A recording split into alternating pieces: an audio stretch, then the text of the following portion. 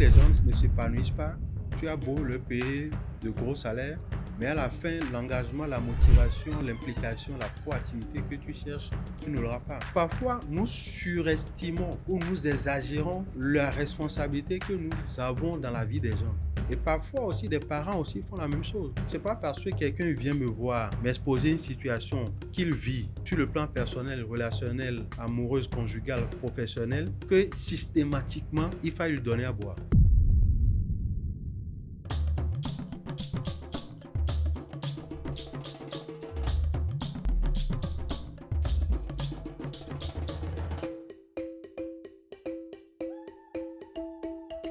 Peut-on vraiment aider quelqu'un qui ne veut pas être aidé? C'est une grande question. Bonjour, coach. Bonjour Gloria. Oui, difficile d'aider quelqu'un qui ne veut pas qu'on l'aide ou qui ne sollicite pas de l'aide. Et je pense que c'est assez courant de voir, soit dans nos familles, dans nos relations, qu'elles soient professionnelles ou personnelles, que nous identifions quelqu'un qui a peut-être besoin de notre aide et nous nous empressons, ou une personne qui vient nous raconter une histoire, nous nous empressons de lui proposer des solutions. Mais des fois aussi, on se heurte à cette réalité qui est que la personne ne veut pas forcément de l'aide, veut seulement se soulager peut-être de sa situation. C'est ce que nous allons voir aujourd'hui avec notre proverbe. Belle Est-ce que tu es prêt? Alors, notre proverbe d'aujourd'hui veut nous amener un peu sur cette question du rôle qu'on a dans la vie de tout un chacun d'entre nous, avec le proverbe du cheval au marigot, donc que je cite. On peut amener le cheval au marigot, mais on ne peut pas le forcer à boire. Oui, absolument. Je pense que tu es, dans ton introduction, tu l'as si bien dit, hein, et ceux qui regardent cette vidéo savent à peu près l'itinéraire qu'on va suivre dans ce développement. C'est ça. Oui, on peut amener le cheval au marigot, mais on ne peut pas le forcer à boire. Peut-être qu'on peut le forcer un peu. Tu peux plonger peut-être sa tête dans l'eau. Exactement. Et par un geste instinctif de survie, il va boire. Oui. Hein? Mais la même chose, c'est un peu comme les ânes. Hein, tu vois. Les ânes même sont parfois même plus têtus que les chevaux. Il y a des ânes, quand tu les tires, ils ne veulent pas avancer. Il veut pas avancer. Et puis ils braillent, ils ne veulent pas avancer. Et s'il ne veut pas, c'est qu'il ne veut pas. Donc, oui, effectivement, on peut amener un âne ou un cheval au marigot. Il ne veut pas, c'est qu'il ne veut pas. On peut le forcer, plonger la tête dans l'eau et par instinct, il peut en avaler, mais au fond, il ne veut pas ce qu'il ne veut pas. Donc, parfois, les gens peuvent faire des choses pour faire plaisir, mais dans la partie qu'ils ne veulent pas. Donc, oui, on peut amener un cheval au marigot, mais on ne peut pas le forcer à boire parce que à la fin, le geste de d'apporter de l'eau vers la bouche ou de mettre la tête dans l'eau pour boire, il y a la volonté, il y a le choix qui intervient en ce moment. Donc, tu peux le faire le parcours, mais le geste final, c'est lui-même qui décide de le faire ou pas. Donc, ça veut dire que le choix, la volonté intervient en ce moment. Donc, on peut faire le parcours à quelqu'un, mais le choix final, c'est lui qui dit s'il le fait ou pas. Si on prend le cheval, par exemple, on peut se dire que la personne qui le pousse à boire de l'eau est responsable de ce cheval. Donc, comme dans la vie courante, les parents peuvent être responsables des enfants. Un chef d'entreprise est responsable de ses employés, donc veut amener, par exemple, ses employés à un développement au niveau de leur capacité, par exemple, pour qu'ils puissent être en mesure de produire du résultat. Un parent veut du bien de son enfant. Donc, on est dans un processus, de ma compréhension quand même, d'un accompagnement, par exemple. Donc, jusqu'où s'arrête notre responsabilité de pouvoir accompagner les gens dans un processus donné? Oui, déjà, il faut dire que c'est noble de vouloir aider quelqu'un. Oui. C'est noble de vouloir accompagner quelqu'un à pouvoir se développer, exploiter son potentiel. Et non seulement c'est noble de la part des parents, mais également c'est de leur responsabilité, comme tu l'as si bien rappelé. Lorsque je suis chef d'entreprise et que j'emploie des gens, certes, je leur paie un salaire pour le travail qu'ils font, mais je pense que de plus en plus, ça va au-delà du simple salaire qu'on paie aux gens. Oui. Et celui qui exerce vraiment son rôle d'entrepreneur et qui en prend conscience dans sa totalité comprend qu'il a aussi un rôle à jouer dans l'épanouissement de ceux qui travaillent avec lui. Oui. Parce que si les gens ne s'épanouissent pas, tu as beau leur payer de gros salaires, mais à la fin, l'engagement, la motivation, l'implication, la proactivité que tu cherches, tu ne l'auras pas. Oui. Et ce qui est intéressant, lorsque nous, on est en formation, ce qu'on rappelle généralement aux entrepreneurs, c'est que si vous voulez avoir des entrepreneurs, des collaborateurs qui sont percutants et qui sont très productifs, ils doivent absolument vous donner les deux choses qui sont importantes pour eux. Les deux choses importantes, il y a deux choses qu'ils doivent vous donner. Le temps. Ils doivent vous donner leur tête, ils doivent vous donner leur cœur. Et ça revient dans ce problème. C'est-à-dire que lorsque j'investis dans quelqu'un, lorsque quelqu'un vient travailler chez moi, cette personne apporte une compétence, une expertise. Lorsqu'on met des process en place dans une entreprise, lorsqu'on crée des outils, on a de la méthodologie, on fait de la stratégie, on se projette, on fait des réunions, etc. Tout ça, c'est de la compétence cognitive. C'est de l'intellect. Oui. Donc, quand quelqu'un vient, que ce soit un commercial, un financier, quelqu'un qui est aux ressources humaines, etc., cette personne met l'intellect au service de l'entreprise. Lorsqu'un enfant vient, vous l'inscrivez à l'école, cet enfant va à l'école, il est question de développer son intellect parce qu'il apprend à lire, à calculer, à écrire, etc. La même chose au niveau des États. Donc, les gens amènent leur intellect ou les parents aident les enfants à développer leur intellect. Mais pour que l'investissement d'un enfant, d'un collaborateur soit complet, il faut que son cœur suive. Parce qu'après, il m'a dit que vous l'avez forcé à faire les choses. Donc, le cœur, c'est le lieu de l'émotion, du ressenti, du choix, de l'envie, etc. Donc, on peut investir sur quelqu'un ou dans quelqu'un. Ça, c'est développer son intellect. Oui. Mais à la fin, il faut que la personne épouse, accepte, choisisse et prenne conscience. Donc, on peut amener le cheval au marigot, on peut le faire passer par un chemin, un processus, on peut investir en lui, on peut lui payer des formations, on peut faire plein de choses pour quelqu'un, mais quand on dit on ne peut pas le forcer à boire, ça veut dire qu'à partir de ce moment, c'est son cœur qui doit agir là-bas. Sa volonté doit agir là-bas. Donc, on peut accompagner des gens, on peut dire, je veux que cet enfant devienne docteur, avocat, architecte, ingénieur, tout ce qu'on veut. On peut vouloir qu'un collaborateur prenne plus de responsabilités, s'investisse un peu plus, etc. Mais à la fin, il faut que sa volonté puisse jouer également. Il faut qu'il dise oui, et chef patron, la responsabilité que tu me donnes ou la nouvelle responsabilité que tu me donnes, la nomination, le poste que tu me confies, oui, je veux bien le faire. Ou oui, papa, maman, effectivement, je veux devenir docteur, je veux devenir médecin, je veux devenir architecte, etc. Et quand le cœur s'ajoute à la tête, à l'intellect, que les deux matchent, ça décolle. Oui. Mais ici, on dit qu'on peut amener le cheval au marigot, mais on ne peut pas le forcer à boire. Donc, si la volonté n'y est pas, la personne va s'arrêter en cours de chemin, va se cambrer et va refuser. Oui. Ou parce que vous êtes son papa, vous êtes sa maman, vous êtes son parent, puisqu'il vous doit du respect, il accepte. Puisque vous êtes son patron, il accepte. Et n'oublie pas que nous sommes dans un environnement socio-culturel où il est très souvent difficile de dire non à son patron, dire non à son papa. Exactement. Ou à sa maman, ou à son parent. Donc, il peut sembler dire oui, mais au fond, son cœur n'y est pas. Mais c'est pour des raisons de politesse qu'il dit oui, patron, oui, papa, oui, maman, je vais le faire. Et quand on voit le résultat qui sort après, le résultat n'est pas vraiment ce que la personne peut produire. Quand le résultat n'est pas vraiment ce que la personne peut produire, on se rend compte en ce moment que son cœur n'y était pas. Apparemment, tu n'étais pas content. Hein? Apparemment, tu ne voulais pas, etc. Vraiment, si tu me demandais mon avis, c'est ce que les gens disent parfois après. Ou tu ne m'as pas demandé mon avis. Je ne pouvais pas refuser. Ah, chef, tu sais. Donc, je ne peux pas refuser, mais Si c'est ça, pourquoi est-ce que tu n'as pas exprimé ton point de vue? Non, en entreprise, par exemple, il y a des questions, on sait pertinemment que c'est pas des questions, en fait. C'est, c'est pas protocole qu'on pose la question, Bon, mais la réponse est déjà connue. donc tu vois.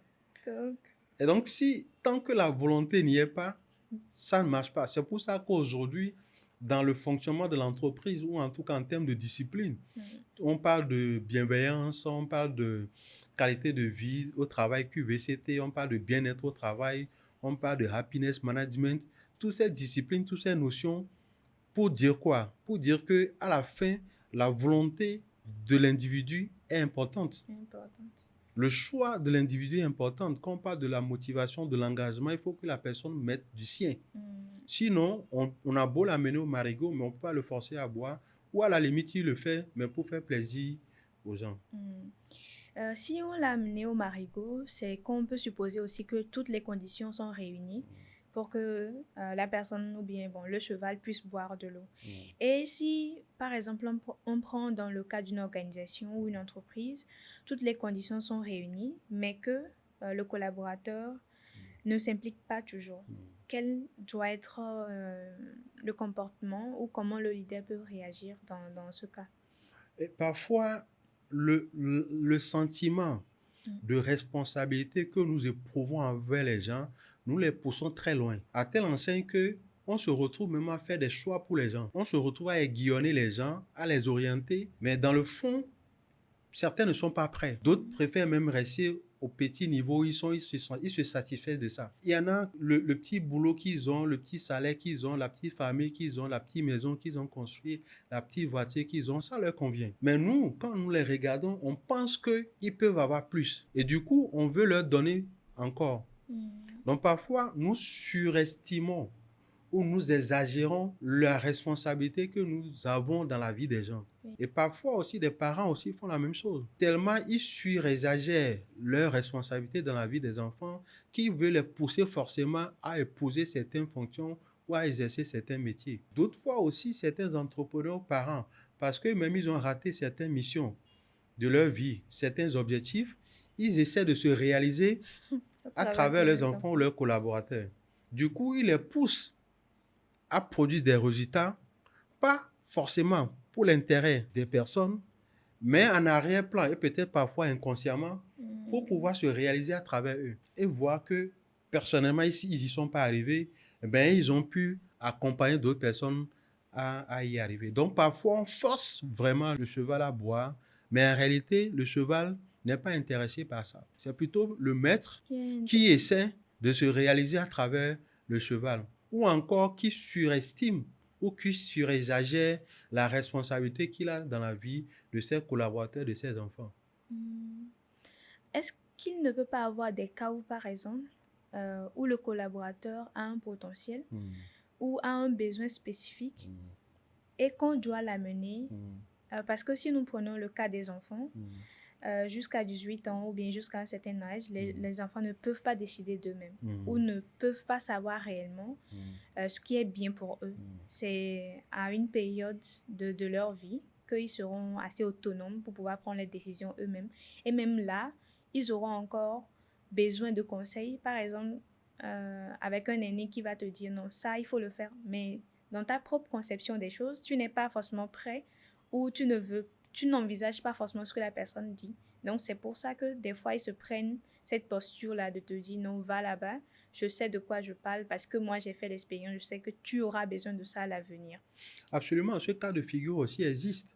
Et je peux dire même que si on fait le comparatif avec ce que je viens de dire tout à l'heure, ce cas de figure, d'un point de vue pourcentage, peut être plus élevé que l'autre cas de figure dont on vient de parler tout à l'heure. Exactement. Où il faut vraiment, effectivement, pousser les gens parfois à découvrir des choses que un aîné ou un mentor, quelqu'un qui a de l'expérience, a vu par anticipation, mais que celui qui est en situation ne perçoit pas encore. Ne perçoit pas exactement. Oui, absolument, on est d'accord. C'est pour cela que très souvent, les parents poussent les enfants ou les entrepreneurs, les managers, en tout cas ceux qui veulent vraiment que leurs collaborateurs se développent, poussent leurs collaborateurs à finir par se découvrir et à atteindre certains objectifs, se dire, ah tiens, mais je ne savais pas que je pouvais faire ça.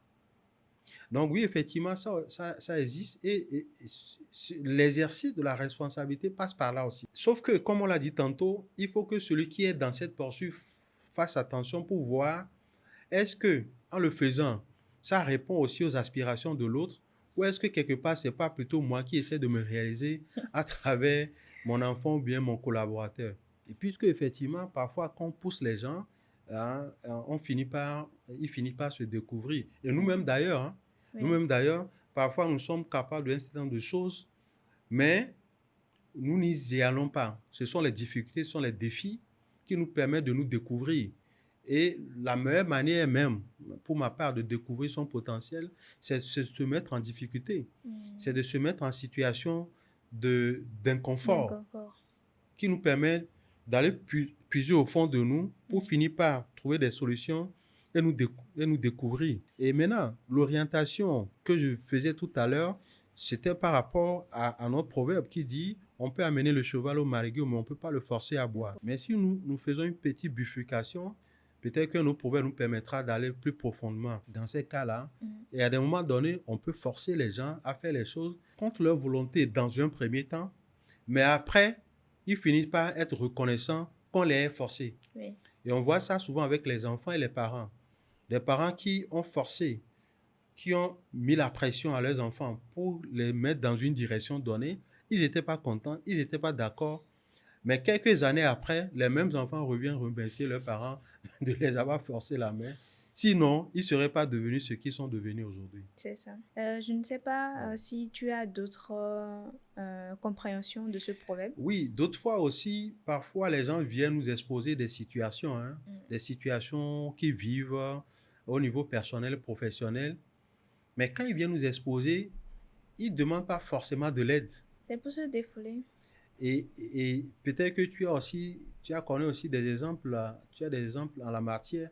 Parfois, les gens viennent, ils parlent, on les écoute, et après avoir parlé, ils sont contents d'avoir parlé, ils nous remercient de les avoir écoutés.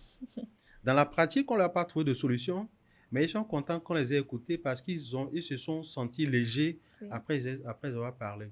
Donc, ce n'est pas parce que quelqu'un vient me voir, m'exposer une situation qu'il vit sur le plan personnel, relationnel, amoureuse, conjugale, professionnel, que systématiquement, il faut lui donner à boire.